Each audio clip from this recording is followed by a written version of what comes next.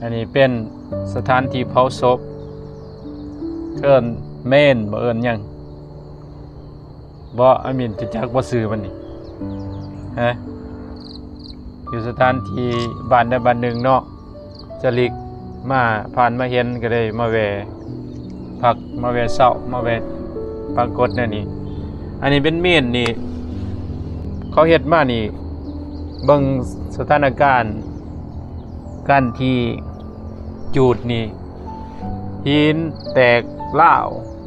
ปูนแตกร้าวไฟมันไหม้หลายนี่น่าจะหลายศพเนาะประมาณจักศพสิขึ้นว่าเขามาจูดอยู่นี่ฮะบ่จักเนาะมีแต่จะเอาคือว่าจำนวนหลายหรือ2ขึ้นไปจำนวนหลายแหละนะบัดนี้เฮามาเบิ่งสถานที่นี่แหละโตเฮานี่นะเขาสิไปจูดอยู่ไสตัวอย่างว่าเฮาตายเพราะว่าเฮาสิตาย 100% อยู่แล้วสิจูดหรือสิพังสิเอาเป็นหยังก็สร้างมันก็เกี่ยวกับคนยังมีชีวิตอยู่เนาะคันเพิ่นบ่ย้านเมนเนาะนี่จูดแบบสิละดีเพราะมันจังบ่เลอะเทอะจูดแล้วก็กระดูกไปทิ่มเอากระดูกไปใส่ก็ได้อันนี้แหละเกินว่าเฮาเห็นจริงนี่เฮาเบิ่งเมนนี่เอามานั่งพิจารณาสิโอ้ยนอนนี่เนาะเทวทูตแปลว่าเทวถ้ำที่อันเพิ่นเตือนเฮาเพิ่นมาเล่าเฮาเพิ่นมาบอกเฮาว่าให้เฮาเฮ็ดหยังว่าให้เฮาเขียวให้เฮาเขียวหยังให้เฮาเขียวตื่นโตตื่นโตหยังตื่นโตปฏิบัติธรรม